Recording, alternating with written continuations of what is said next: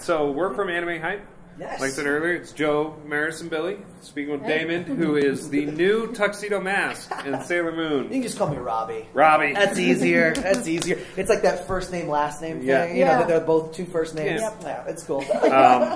This is really like your first anime role, too, isn't it? It's my first anime series. Yes. And you landed like the big one. Like, that was pretty crazy. Yeah. I was. There was a time a few years ago. I've been doing voiceover about 7 years, and there's a time a few years ago where I thought, oh, I'm gonna maybe try to get into the anime world, and I never really pursued it that hard. And then Jamie, the head of Studiopolis, sent me this breakdown, and I didn't really realize what it was at first. And then I saw, I was like, oh, Sailor Moon. Yeah, so I really focused in and did my best on the audition, and ended up here. You nailed the lead. I feel the male lead. Yeah. Well, the leads are the girls, so it's the lead dude. Yeah. I don't know. I guess so. Yeah, he's the one male carry-through character. Yep. Yeah. So, I mean, and after like the first season, though, you are like one of the leads pretty much for the whole show. Right.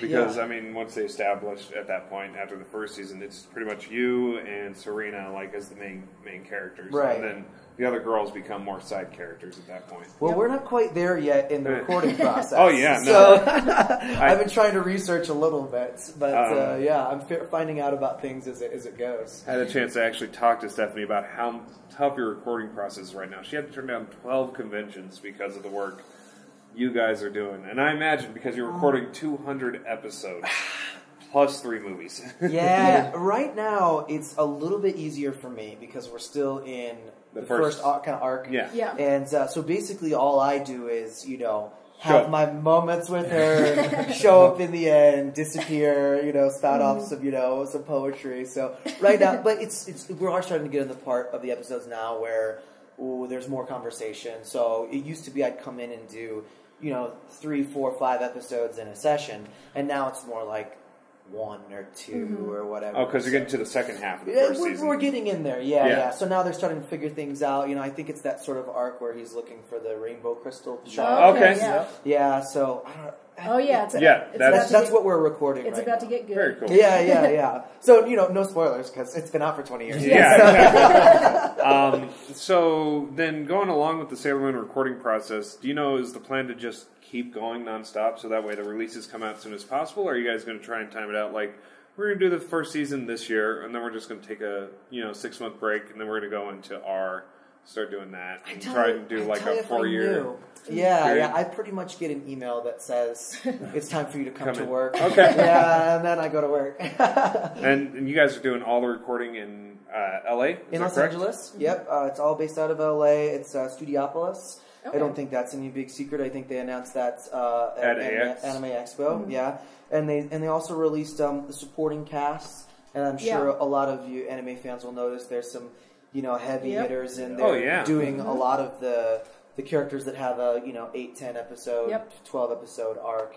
Just really, really talented people. So that's the nice part. Not to say that that's not anywhere else. There's amazingly talented people. Yeah. Of course, in Texas and New York and all over the place. Yeah. But Studiopolis gets to pull from a group of people that are doing a lot of work. So. Like Todd Haberkorn and of course. Yeah. Johnny Young Bosch is Artemis in the show. Which I'm pretty sure Patrick Seitz is in it too, if we're talking about men. Yep. And then, of course, the women. Yeah. I mean, they carry the show, and I think they've got an awesomely healthy mix of people who've been in the animation business a long time and some strong up-and-comers and fresh faces who are bringing some new life to it. So it's really cool to see. And the cool part is I get to watch it with you as it gets released. Because I don't really see anything aside from what I do. They give me a frame of reference in the scene, and that's about it. Okay, so you've never seen the show in the past? Well, yes, I did. I think I mentioned at AX, like I had seen like chunks of it in college. Okay. Because my friend had like downloaded episodes and stuff like that on his computer. Don't download anime. And but that was the only real access to it, unless you had like the old VHS or whatever. And I saw a mix of dubs and subs, but I'm dating myself, but we're talking like a decade ago now. Yep. Yeah. And but so as I'm rediscovering it, the nice part is I've been watching the streaming on Hulu and Neon Alley of the subs. Yeah. So I'm not totally lost as to what is going on. There you go.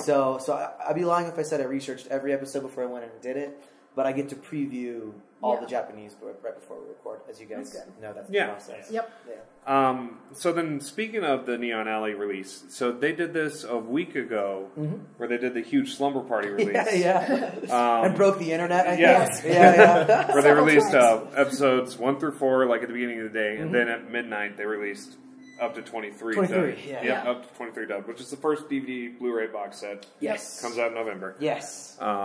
And it looks really cool. It's a lot of pink for me, but I'm gonna make that purchase just because you have to have it. Yeah. No, I pre-ordered it like that day when they announced it because they sent out I got an email from Right Stuff at AX hey, it's up for pre-order. Sweet.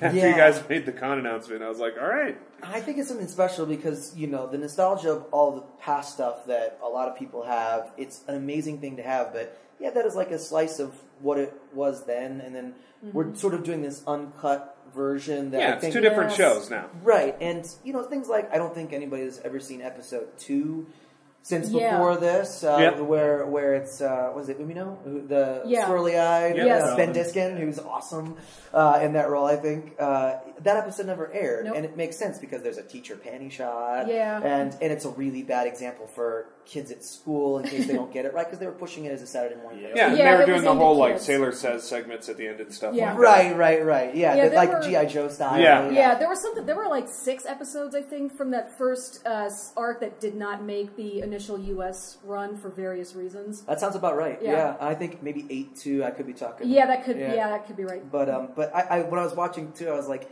I think I even commented on it on Twitter. I was sort of like, I get it. I get what they were trying to do before, why they didn't air it. But it's kind of a shame because as an adult viewer, it's so good. Yes. Yeah. It's one of my favorites in that first 12 for sure. And I've been looking forward to an uncut, unedited, straight dub for I don't know how many years, 14? No cousins. Yes. No cousins. No gender swapping. No. Yeah. Stars. We never got stars. Everybody says stars. Because we never got stars. Right. Yeah, it's pretty cool. Yeah, this is doing a great job of it. And, from my initial interactions with them, it really seems like they are just so respectful to the series. Like, I've heard the creator help choose even the dub actors. Oh, really? I think. Oh, nice. I'm pretty sure. I'm giving you 99% on this that she had final say on who was cast in the English dub. Oh, very cool. So that's nice to know that you've got the blessing of that going on at least. Yes. Well, and it's nice to know that you guys also you guys aren't ripping on the old dub. Every person I've talked about that's been involved with the new dub, they're just like, we grew up on it, we loved it as a kid. I played, Sailor Jupiter at the AX panel. She talked about how she in the backyard. Yeah. She would pretend she was Jupiter. I can't remember her name, which it's horrible to me, but. I mean, it's was it Michelle? Was it Michelle? Or no, not Michelle. She's Luna. Yeah. I think she's one of the newcomers. We haven't gotten introduced. We haven't gotten introduced. Did you? Was it Amanda? Amanda Miller? Might have been. Well, she said she lived in Germany for a while. Okay. So. Sorry, that was 3 months ago. I need to take some ginkgo biloba or something. Yeah. But they were all so dedicated to the roles. I mean, and they knew way more than I did about it. And to be fair, for not remembering her name, I have at least they're not in the series yet. So they're coming a little bit later. Yeah. They are. But I mean, it's just awesome that you guys it's good that you're saying no, we're getting it. No cousins. We're getting stars. Yep. Everything's uncut. The way it was meant to be. No gender swaps. But we still, we wouldn't have this today if, anime wouldn't be where it at today if it wasn't for what it was way back when, and we really respect what they did. And the people, redubbing is curious in that kind of way. Mm-hmm. I think from an actor's standpoint, anytime you do a role that's been done in the past, you want to make it yours the best that you can. But you also want to honor what's come before you. And I was fortunate enough to meet some of the original cast at Otakon this year in Baltimore, and I would like to say they were equally positive. you know what I mean? And they were excited about it. And you can't put everybody together, so and it's obviously licensing and stuff like Yeah. that. So it's really fun to be doing this. Well, most of those voice actors are at the age of retirement now too. So I mean, it's kind of like passing. It's kind of like passing the torch down to the next generation almost. And I think a few of them in canon, because it's Canadian, Yeah. they're all still working very much so. Not all, but a lot of them are who haven't moved on from voiceover as a whole, from what limited knowledge I have about that early cast. Yeah. So I was going to ask you, with this release, do you guys see any future other type of media work going on? Or like an idea is like, so Viz airs a lot of stuff on Adult Swim. Mm-hmm. Do you think Sailor Moon's going to be put on the air? I don't know. Well, Viz won't tell us. Okay. So I can't speak to it. I have no idea. I know that they've got the rights to Crystal, so nobody really knows anything about Crystal either yet. Yeah, if you guys are going to be casting that. There are rumblings, but nothing has been official yet. So from my standpoint, when something's not official, I never even mention it. Yeah. We all, of course, we hope we'd love to, because you're already doing the voice work for the others. It seems like it would be a good thing, but at the same time, you never know when it's casting. You know, as an actor, you're kind of low man on the totem pole. Yeah. So hope so. But but as far as airing them goes, I believe I heard that as of now, there's no plans to air them other than streaming and DVD. But the fact that you can stream it on Hulu and Neon Alley is so cool. Oh yeah, I mean, it's a really good idea. Well, and it's on so many media apps. You got it on Xbox, PlayStation, iOS, everything. So you can watch it on your phone. Yeah. It's sort of the future. So I say it's traditional TV marketing is great, and hopefully it opens it up for some more people. But I think this is what Viz has got idea for now. But I don't know. You never know what could happen. Yeah. I mean, I've seen Viz shows go like, and that's what I'm more kind of curious about because they've done a good example of Viz shows like Naruto. There's another big franchise they own. It's probably like their second biggest franchise now. And I can't believe they got Sailor Moon. That's their biggest franchise now. But they have Naruto, and that show is kind of in the same way as Sailor Moon. If you watch the original Japanese, it's not really meant for kids. There's a lot of dark stuff in it, yet they have two versions that air. There's one that airs on Disney, and then there's one that airs on Adult Swim. Right. And that's where, like, her and I were having a discussion, because Sailor Moon can almost be in that same sense. Like, you could still kind of edit it a little bit and air it on Disney, and then you can have the uncut version air on Adult Swim and such like that. Yeah, well, I don't think we've recorded broadcast alt lines for it as of yet. Again, I can't speak to whether or not that could come down the pipe later. Yeah. All I know is we're not doing it at the same time right now. But it could definitely happen. Yeah, and later. I mean, the first season isn't so bad. It's more when you get into, like, I think S and, like, later on is when it's going to be a little bit more rough for you guys. S can get kind of violent. All right. Yeah. I missed a lot of... Sounds fun. Yeah. Well, it's a fan favorite for a reason. I think almost everybody loves S. See, I like R. But you'll love the character you get to play in R because of that. Because you kind of get to be like either good guy or bad guy and keep going back and forth. Sounds like fun. I'm yeah, stoked about it. Exactly. Stars might be a little sad. He's not in that very much. That's okay. Like I said, it's all about the girls. Yeah. Yeah, but I mean, you landed a role like I said, for a first time role. This is huge. I'm excited about it. As I was mentioning, I've been doing voiceover for quite a while now, and I've been full time for about 4 years. To where I wouldn't have to do anything. Like a lot of actors in LA, they'll have a survival job. You know? So when this came along as an opportunity, even though it's outside of sort of the traditional animation commercial stuff that I normally do, there's no way I could pass it up. Oh no! This is a cash cow. Yeah, so it's definitely a role that people know. Yep. And that's what for me the value is to getting to meet people like you, getting to meet the fans like this weekend. I mean, that part is... We spent a lot of time, like, in a box talking to a tin can with a few other humans working. And to meet people who know the work and are passionate about it, and to do a character that has a following is always always an honor. Yeah, for sure. Mm-hmm. So for convention appearances, so are you the same, like, kind of like a little too booked up to do very many? Or are you like trying to hit as many as you can this year?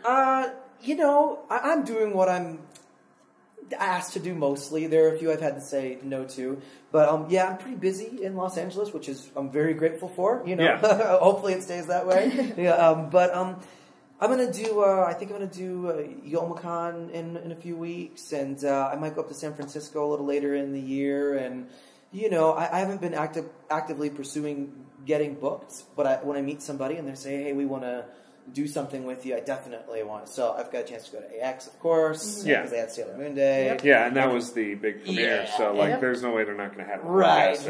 And Otakon was a blast, and you know, I would love to go and meet as many people as I can. And the fun part is so far the panels and meetings have all been, you know, well attended, and which is really nice for me since I'm very new in the business. I'll be sitting in an autograph session with, you know, guys who've done, you know, 20, 50, 100 roles. So it's nice to see still some love for one role. And since I've booked this, I'll be doing some more anime roles coming up soon. Nice. Oh, yeah? Yeah, but I can't talk about them now. Yeah, they're new. I'm working on 2 new series, and I'm really excited about it. But when that comes along, I'll Are they like long-term series or kind of short-term? Yeah, they're longer ones. They're longer ones? Yeah, Very nice. yeah, I'm stoked about it. Yeah, not like a 26 is a short. Yeah. Yeah, they're longer than that. They're longer than 26? So yeah. So I'm stoked about that. So That's awesome. so and I have to say it's because of partly because of Sailor Moon for sure. That's opened up some doors for me to work in this medium, and they've got the best fans for sure. Yeah. It's funny. I do a bunch of kid stuff, and it's not like kids are going to come out to a con.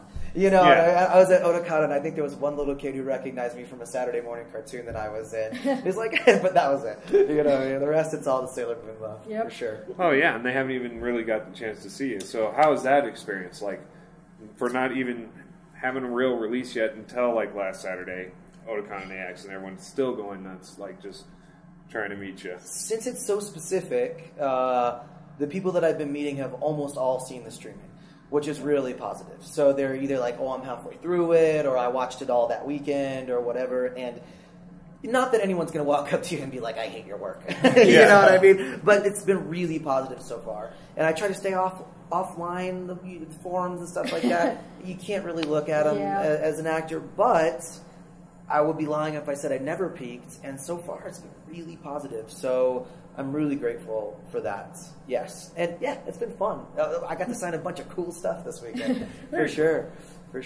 Was this your first time in Colorado? Colorado, no. No? I used to have an ex-girlfriend who lived in Grand Junction. Grand Junction. I'm sorry, man. It's a cute, small little place. Yeah, for sure. I like it out here.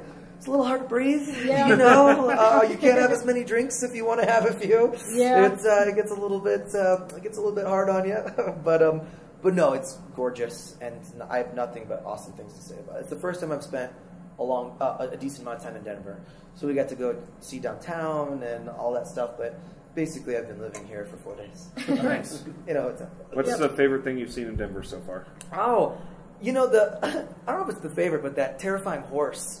The Cylon horse, the demon horse. Yeah, when you come in, it seems. And I heard it killed the artist. It did. Yeah, it crushed part the of artist. Part of it fell on him while he was sculpting it.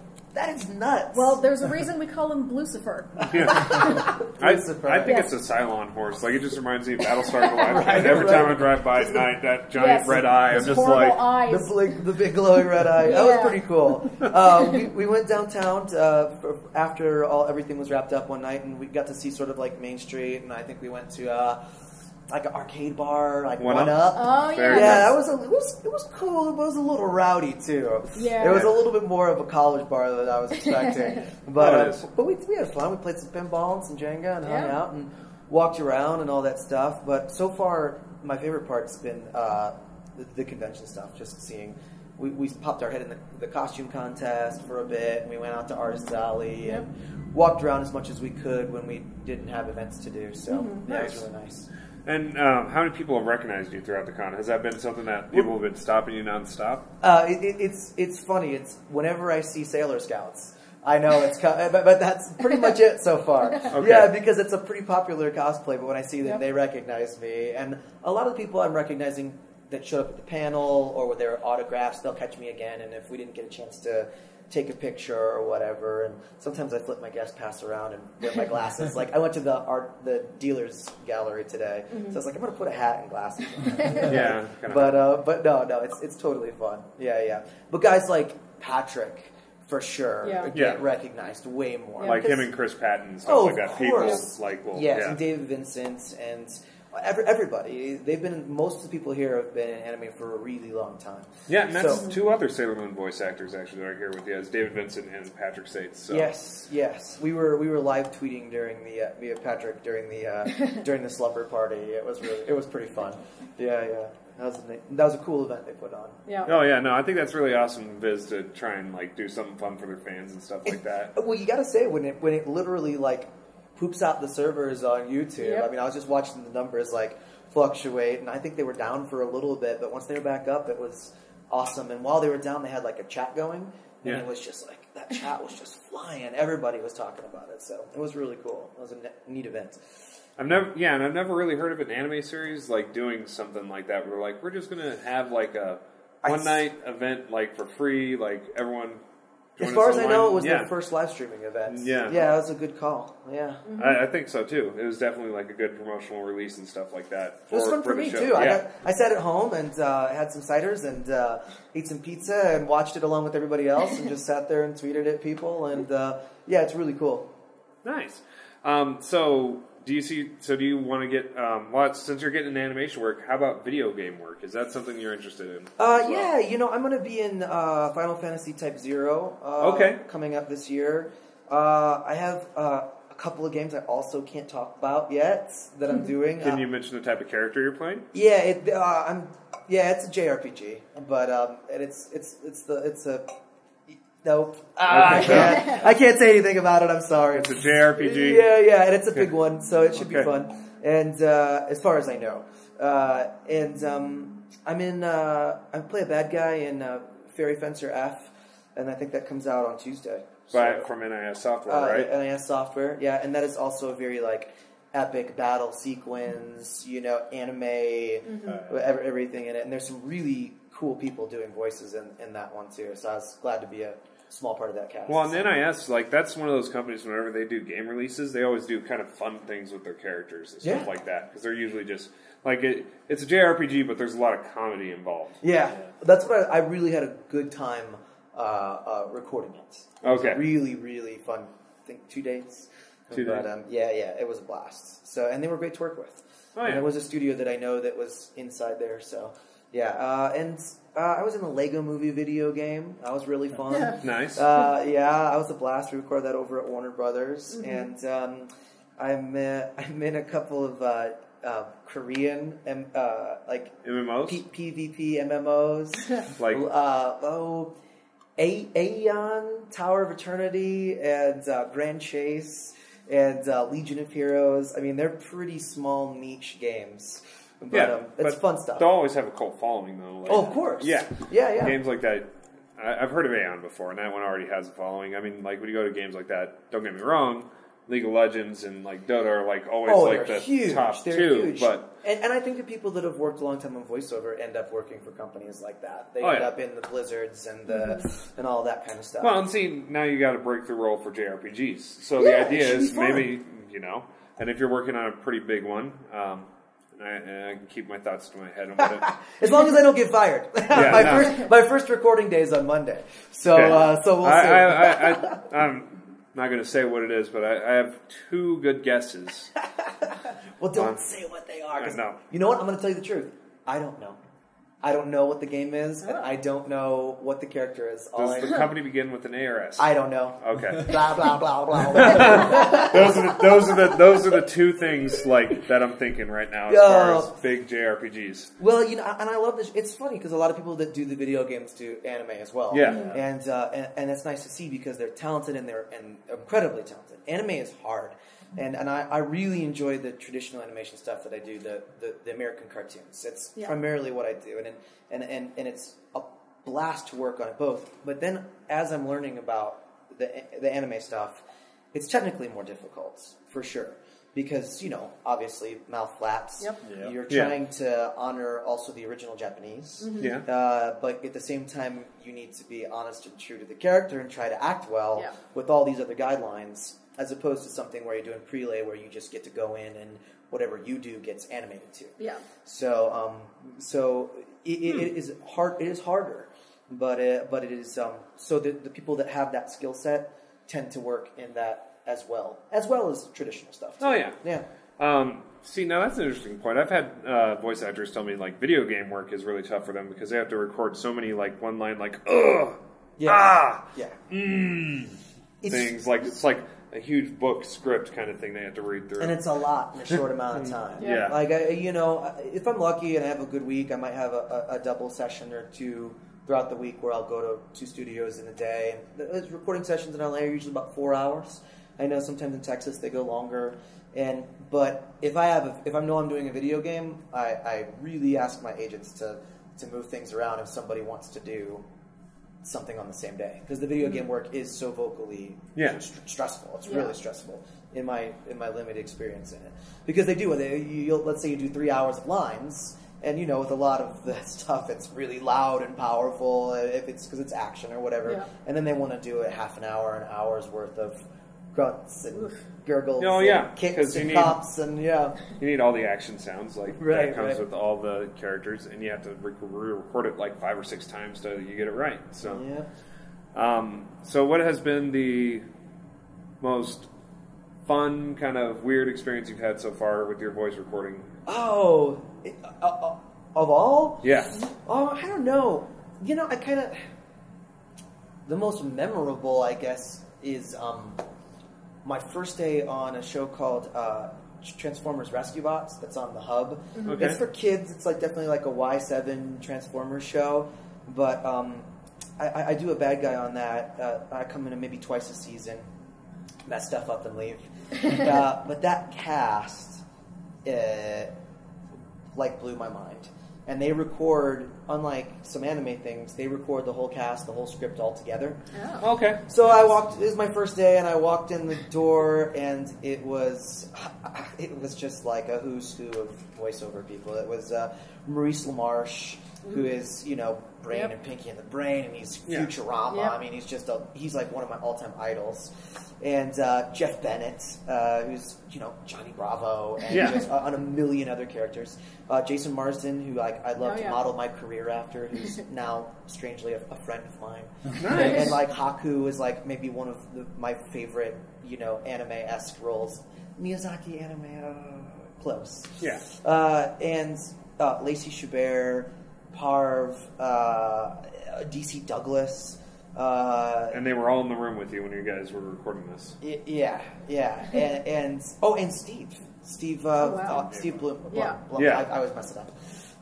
And I walked in this room, and I was just like, I almost pooped my pants. I was like, what am I doing here? Because this is, 3 years ago, and it was one of my first animation roles. So that moment was sort of a moment of reality of, oh, look, you're working with people who you idolize and try to aspire to be with, and that day in particular, I won't forget. And Jenny McSwain, who's a legend voiceover director, was directing it, the one who hired me. So that was definitely the craziest, the weirdest for me, and it was a smooth and good session. So that's awesome. It was nice. Yeah. Every time I talk to people about animation voiceovers, everyone always asks them, oh, how's it recording with the other people and stuff like that? Are you guys friends outside? And everyone's like, well, we all go in at different times to record our lines. Yeah. I mean, that's just the way the anime studio does it. I mean, because you guys only have one booth as opposed to, where a major studio could probably afford multiple booths, or they just are let's get it cut, let's go, and air the episode. Yeah, I get to work with my partner on one. I work with 2 partners. Spike Spencer. Yep. He's from Evangelion. Yep. Obviously, he's been in the game a long time. We're doing a traditional animation show that comes out in January, nice. we're partners in it.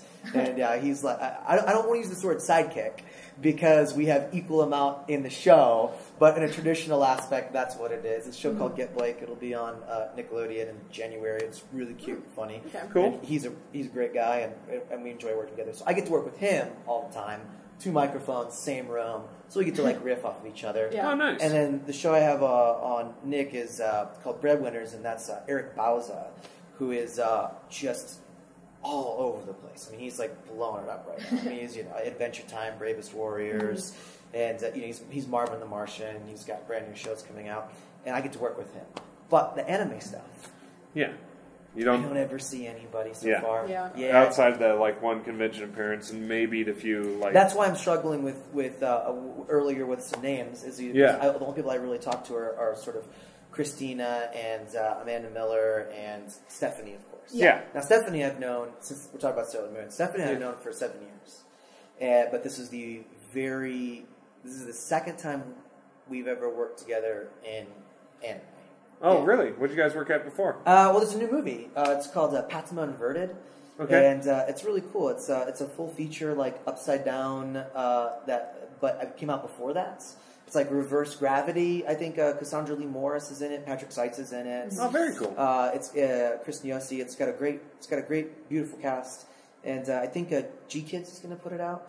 But she hired me for that about 2 weeks before we went in recording for Sailor Moon. And Nice. she was voice directing it because she's got a really cool studio that she directs. And I hadn't seen her in a long time, but my very first job I ever booked in Los Angeles, her and I were opposite each other. It was a pilot for Warner Brothers.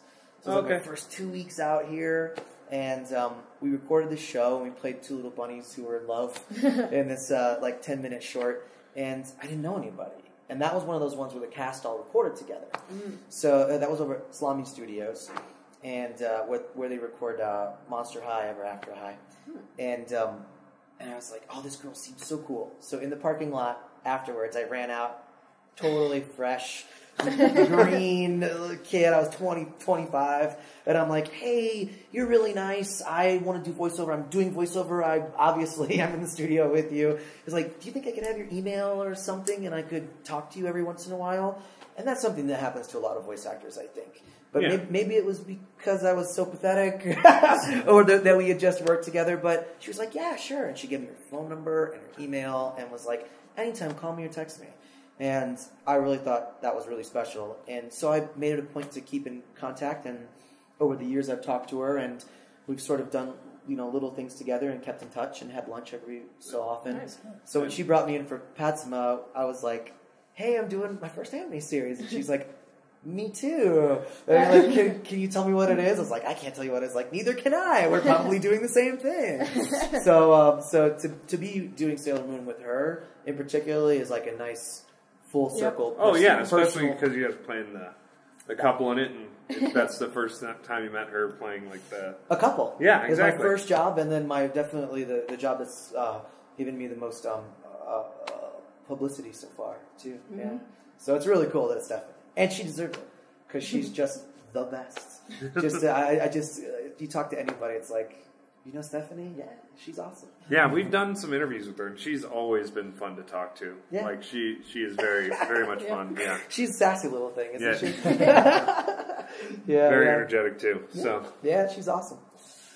But yeah, man. So do you see? Okay, so you got JRPG coming out. Do you see yourself working in the American video game industry or trying to get into that? Again, each from what I'm finding, each of these little subsections of voiceover that's already kind of a small community has people that work within them as it goes along. So there's crossover that happens, of course. In order for me to do any of that kind of work, I would have to like really, really pursue it. And a lot of the stuff is, I don't know if you've noticed, my voice is a little bit higher. A lot of this stuff is, I'm never going to be, I shouldn't say never, I'll probably never be in Call of Duty as a soldier. Mm-hmm. That's just not sort of maybe in 10 years, but that's just not the sort of characters that I play. Well, you might be in an RPG or something sure. Elder Scrolls or something like that. I would love to do work in that, of course. But you got to get the job. Yep. Yeah. And a lot of it is knowing. It is a lot of it who you know. Yeah. They're not just giving jobs away. Yeah. But I guess to put it in perspective, one of the shows I work on, we were looking for a small character, just a little monster that coos and does little baby noises. And I think they saw 2,000 auditions for that. And then that gets vetted by a team of people, and then it goes to the casting director, and they maybe see a couple hundred or 100, and then she picks out the top 20 that the creator picks. And that's a pretty common way. So to be out there just pushing out auditions in the dark, you know, your hit and miss rate's going to be pretty high and low. So knowing someone helps. So everything that you do, it opens up a new door, and you do more work. Yeah, I was about to say, with Sailor Moon, the JRPG that you can't talk about, the 2 new anime series you said you're playing the lead in, can't talk about. Not the lead. I'm a lead character in one. Okay. And then the other one I'm doing all like the utility work. All the goofy side characters and almost that stuff. All the goofy side characters. No, I almost named a type of character. No. No, that's cool. But that's still some big roles that you're landing. So doors are really starting to open up for you. Yeah. So do you see yourself becoming the next Johnny Young Bosch or Stephen J. Bloom at this rate? Because you really have landed a lead role for one of the biggest shows that could get your foot in the door to future things. I'd love to, man. But for me, it's a day-to-day. Okay. It's a day-to-day kind of battle. It's a grind. You know, if I started thinking to myself, I'm going to be the next so-and-so, then it's not a good way. It's not a good headspace to get into. But if they keep giving me parts, I'm going to keep doing them. And doing it the best I can. And hopefully that leads you into that sort of upper echelon of people who do consistent good work. I think that's what makes people popular, is that they like their work and they always like it. And I know we talked about Todd before, but I don't know a lot of the anime people, so I'm learning them as I go along. And I hear somebody and be like, I really like that guy. I'm like, it's that guy. Yeah. Or it's like, it's Patrick, or it's Johnny, or it's so-and-so. Or when I met Spike, I didn't know anything about it. And then I went back and listened to Evangelion. I was like, that guy's really good. No wonder that he's doing this here and there. Mm-hmm. So I would love to be considered one of those people right now. But for now, your voice stands out. Yes, I think it's Stephen J. Bloom, to me, is the one guy who always stands out. Because he did Spike, and he does Tom on Toonami, and it's just he was also in... That guy's range. That guy, you know, I believe what you want about God. I'm going to call it the universe. The universe came down and gave that guy an amazing gift of an instrument that he plays masterfully. I mean, it is just, he's just taken everything, all the natural ability that he has, and run with it. I mean, I think he just became the most prolific Guinness Book of World Records holder for most prolific voice actor of all time. Wow. I mean, and that's going up against guys who are still in the game who are 20 years older than him. So he's done a lot of work. And I've been in the studio with him. His voice just rumbles, man. Yeah. And then he goes and does Digimon. It's way super high up there. Yeah. So he's an amazing guy. Yeah. Nowhere near there yet. Not for another 20 years. The thing I love about all you guys so far, I've yet to meet one. You guys are very much down to earth and always wanting to meet your fans and stuff like that, and very thankful for it. So that's something that's cool. I've yet to meet one voice actor who's Have I yet to meet? Have you? You haven't yet to meet? I haven't met any jerks yet. No, not one. I mean, I think it's because there are a lot of people. Everybody makes a different pay scale, but there are a lot of. We're all still working actors. We all still go in and grind every day at a studio, if you're lucky, or weekly as much as you can. And it's a grind, and we all respect that, no matter how much or little that you're working. If you're making your money doing that, then you're doing the right thing. So to be paid and appreciated for art always is... in my mind, that's no greater gift. It's all I've done my whole life, and to be able to do it as a full-time profession for the last, half a decade, of course we're going to be happy and grateful and willing to make fans. Because if there were no fans watching it, we wouldn't have a job. Well, exactly. Yeah. So I got to ask you, as a voice actor, what cartoons as a kid made you want to get into this industry? Oh, that's easy. Okay. That's an easy one.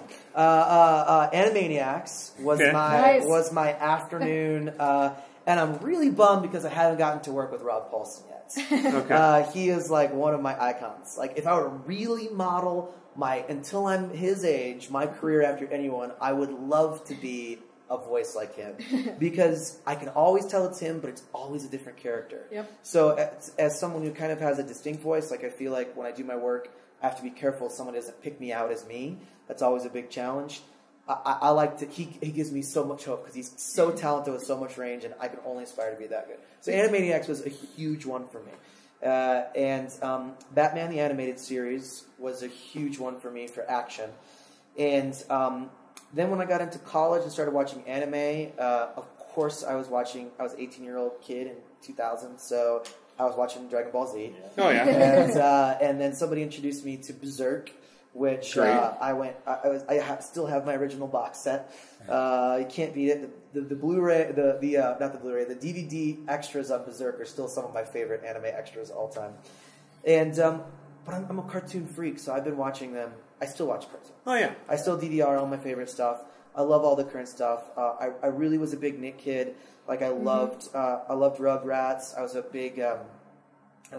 Well, that's Klasky Chupo, but I believe they aired it on Nick. Yep. Yeah. And I really liked. I was a big Cat Dog guy. I know Courage was Cartoon Network, but I was really big on Courage. And then now, I in addition to the show that I do that I actually really like, it's called Breadwinners. I just really like that show. It's really weird and it's new and it's so freaky and I love doing it. But I also love the new Turtles a lot. Oh yeah, and I love the voice. I can't believe the voice cast they got for it. And they did so good. They did 2 celebs and 2 classic. You got Greg Sipes and Rob the original Paulson Raphael as Donatello, and that's Rob Paulson, right? Yeah, that's from the Animaniacs. So it's so weird to hear him play Donatello though, because as a kid I grew up watching. Right, I'm like, no, that's Raphael. But it plays. Yeah, and the dude's, I don't know how long it was, 40s, 50s, and he sounds just like a teenager. Yeah, so does. I'll tell you. I'll make it brief, but I have a second godson, and that records at Nick. And they gave him a little onesie, but it's a Ninja Turtle onesie, like a licensed one. And someone was like, "Oh, you can get it signed." I was like, "Oh yeah." So Eric on Breadwinners is also Tiger Claw on that show. I was like, "I bet I can get Tiger Claw to sign it." So he's like, "Yeah." So I brought it to session one day, and I gave it to the casting director head at Nick, Meredith, and she's like, "Oh, that's so cute. Let me get it signed." So she had it for 2 months and gave me this thing back, and it was Kevin Michael Richardson, Rob Paulson, the whole cast, like Kelly Hu. It was insane, and it was such a cool experience. But even Jason Biggs signed it too. It was post Biggs. Post Biggs. Yeah. It was some. I don't know if it's been announced yet who's playing now. Do you guys know who's playing? I haven't. Okay, then I can't tell you. But it's someone awesome. Okay. Yeah. But yeah. So I watched I'm trying to remember who's the other guy. It's.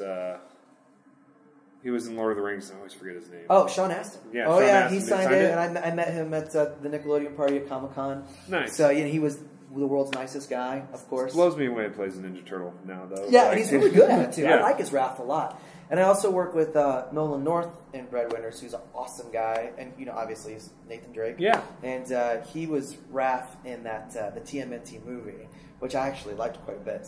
And, the new movie? No, it was the CGI? 2007. Yeah, the good one. We don't talk about the Michael Bay one. No, we don't. That was Nickelodeon, so they're happy. So if they're happy, I'm happy. Yeah. Because they made money. It was fun.